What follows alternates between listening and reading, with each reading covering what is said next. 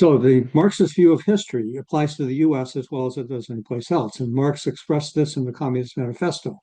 The history of all hitherto existing society is a history of class struggles. Freeman and slave, patrician and plebeian, lord and serf, in a word, oppressor and oppressed. Marx also talked about the onset of capitalism, which was also relevant to the foundation of the colonies in the United States. He said in the Capital, the discovery of gold and silver in America, the extirpation, enslavement, and entombment in the mines of the Aboriginal population, the beginning of the conquest and looting of the East Indies, the turning of Africa into a warren for the commercial hunting of black skins, signalized the rosy dawn of the era of capitalist production. Capitalism comes into the world dripping from head to toe in blood and dirt. The British North American colonies were founded before England's bourgeois revolution. The capitalists in England did not yet dominate politically, but they did economically.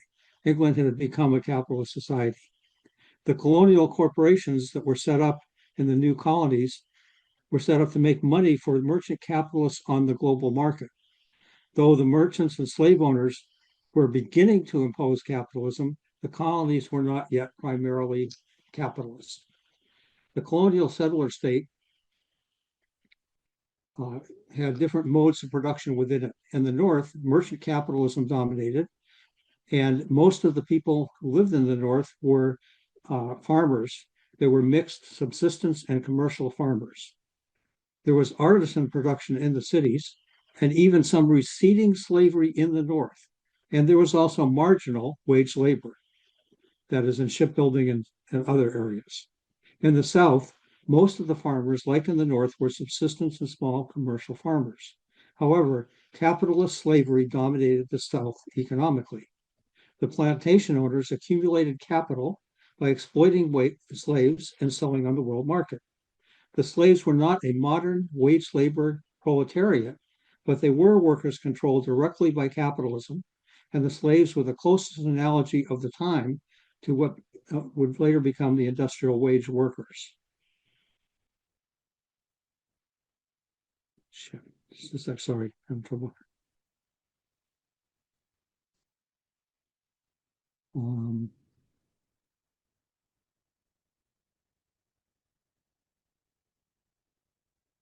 Okay, sorry about that. Class conflict was rife in the colonies. Slaves versus plantation owners, debtors versus creditors. In the industrial capitalist sector, workers versus capitalists.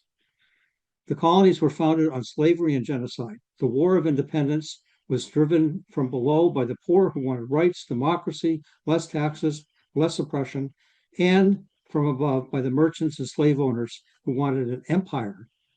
The War of Independence expressed the settler state. Even the poor wanted more native land. There was class struggle within the revolution between the poor and the rich. And after the revolution, the class struggle continued. Shays' Rebellion, for example, in Western Massachusetts, was a rebellion by the farmers against the banks, against their debts. The Constitution consolidated ruling class power.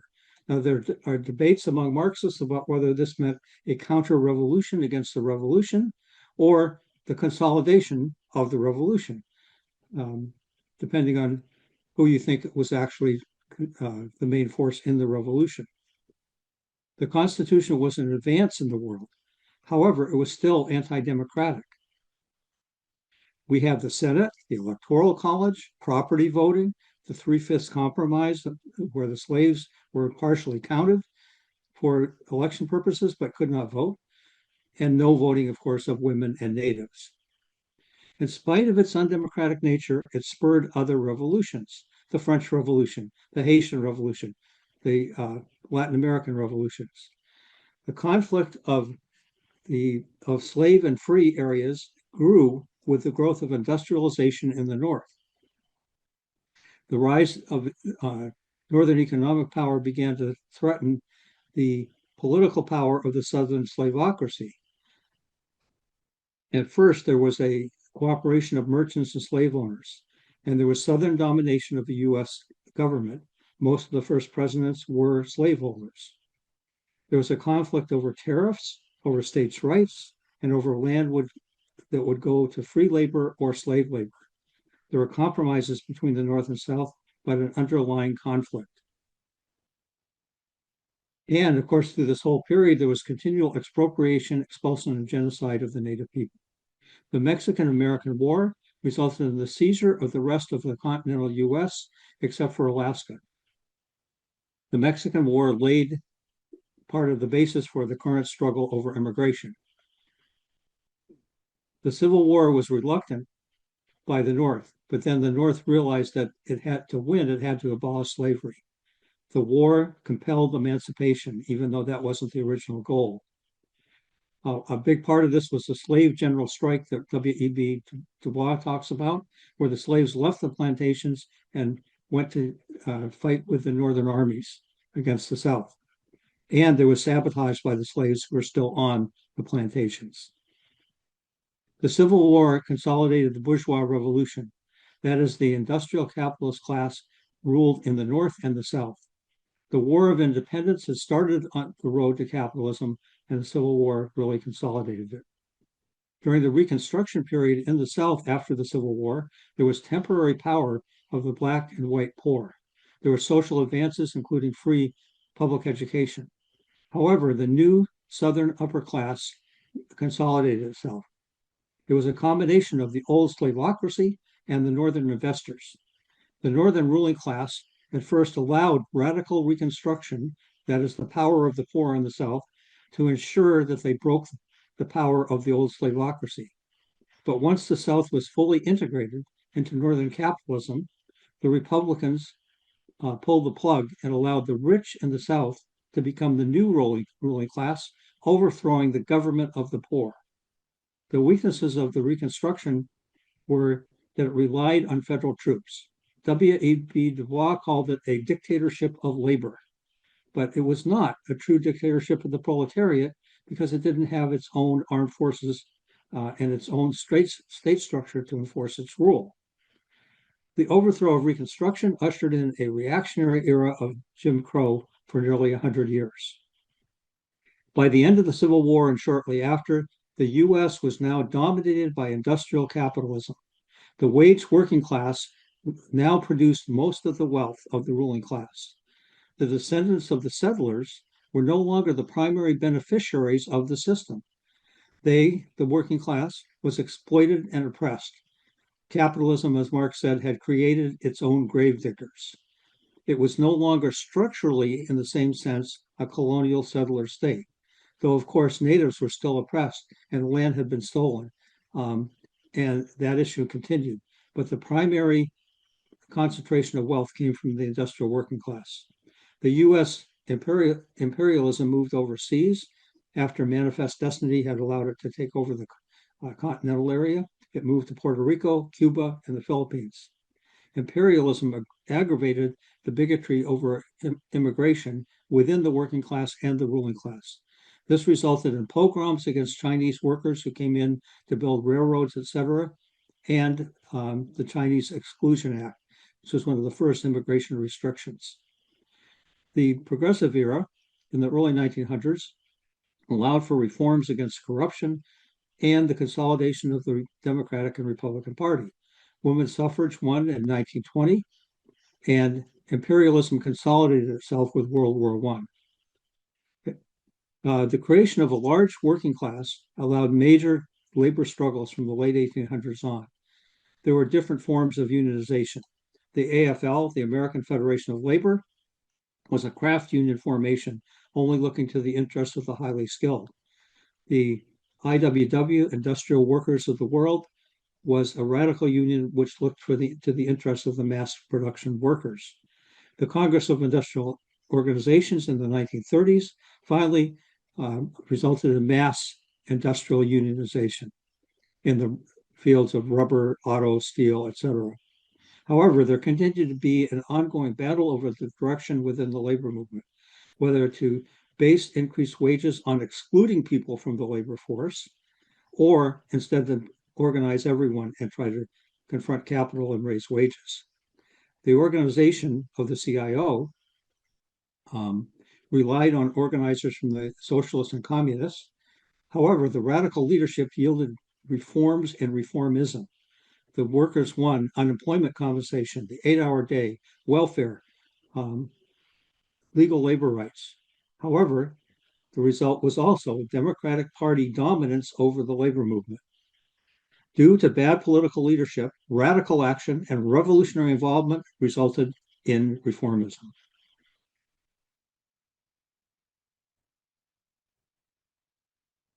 Sorry, I'm having trouble again.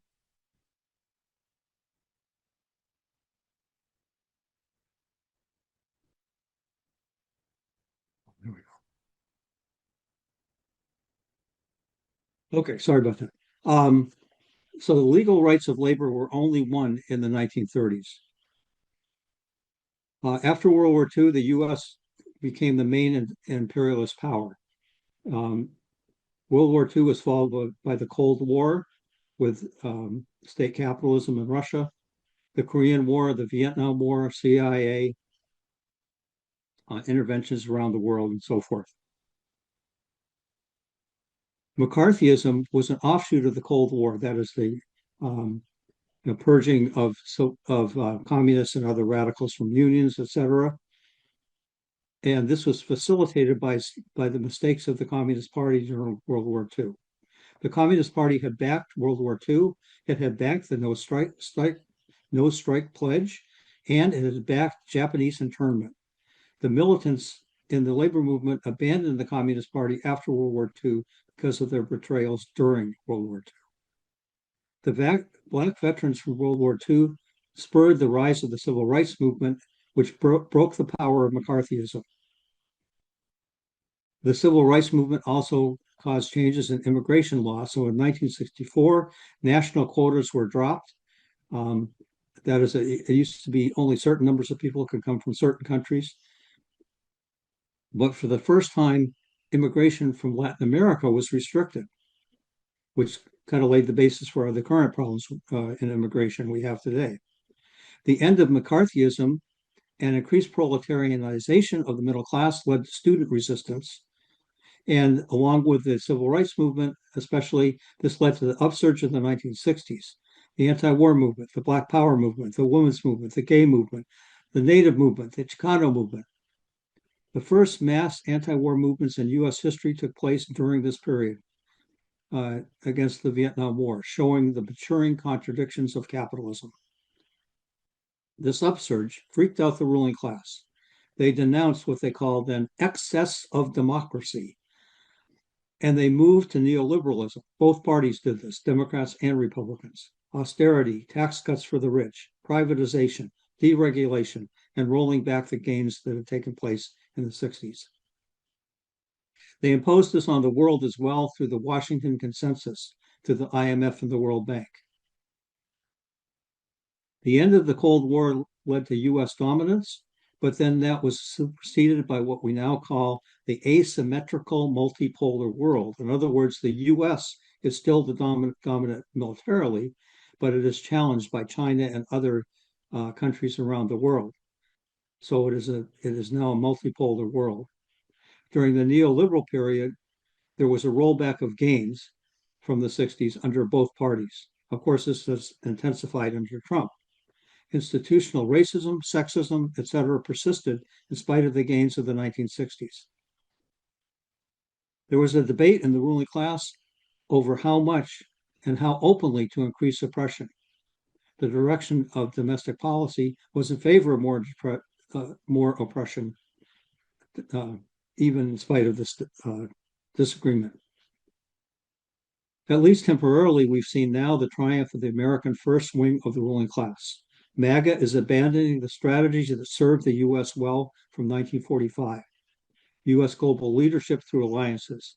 This is being replaced by transactional relations between the U.S. and each country. And it is accompanied by protectionism as a world phenomenon. Overall, we live with a facade of democracy. Democratic rights were won in struggle. Victories against oppression and exploitation were also won in struggle as well. U.S. imperialism has furthered the interest of U.S. ruling class, killed millions, sacrificed tens of thousands of U.S. citizens and residents.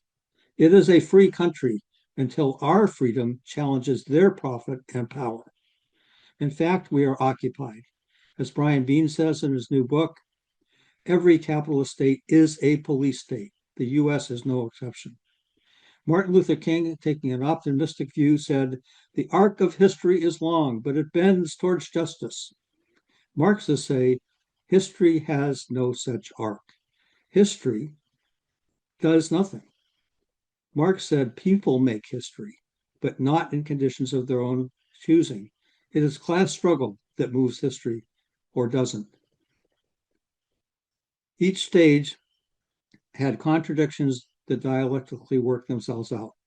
The history of the U.S. shows this dialectics very concretely. The War of Independence, led by merchants and slave owners, opened the way for industrial capitalist development. The undemocratic Constitution spurred the Haitian Revolution, the French Revolution, and South American revolutions. Industrial development undermined the 1789 unity of the merchants and slave owners, the old ruling class. Reliance on federal troops and reconstruction yielded ruling class takeover and white supremacy. Resistance to white supremacy yielded the civil rights movement, which broke McCarthyism. The resulting rise in struggle caused the ruling class backlash of neoliberalism. Resulting neoliberalism and concentration of wealth yielded more resistance. Capitalism creates its own gravediggers. Howard Zinn in the 1980s put it this way, which is still true today. He said, "The prisoners of the system will continue to rebel as before in ways that cannot be foreseen, at times that cannot be predicted.